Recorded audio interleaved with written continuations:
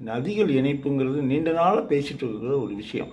இப்போ ஒரு 3 நாளைக்கு முன்னாடி பிரதமர் மோடி கென் பெட்வா திட்டத்தை துவக்கி வச்சுருக்காரு.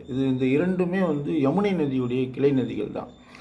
கென் நதியிலேருந்து பெட்வா நதிக்கு தண்ணியை கொண்டு போகிறது தான் இந்த திட்டம். 221 கிலோமீட்டர் இந்த திட்டம் இருக்கும் அப்படின்னு சொல்லியிருக்காங்க. இந்த திட்டத்தினால இந்த பெட்வா நதிக்கு தண்ணி கிடைக்கும், அந்த பகுதியில் ஒரு செழிப்பு இருக்கும்னா சொல்கிறாங்க.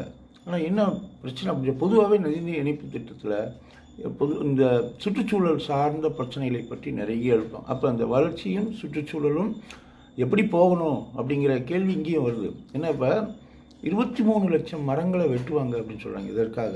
ஒன்று. இரண்டாவது, இந்த பன்னா புலிகள் காப்பகம் இந்த பகுதியில் இருக்குது. இந்த கவலைகளை எல்லாம் அரசாங்கம் எடுத்திருக்காங்களா அப்படிங்கிறது ஒரு கேள்விக்குறியாக இருக்குது. போக போக இதையெல்லாம் நம்ம பார்க்க வேண்டியது இருக்கும்னு நினைக்கிறேன்.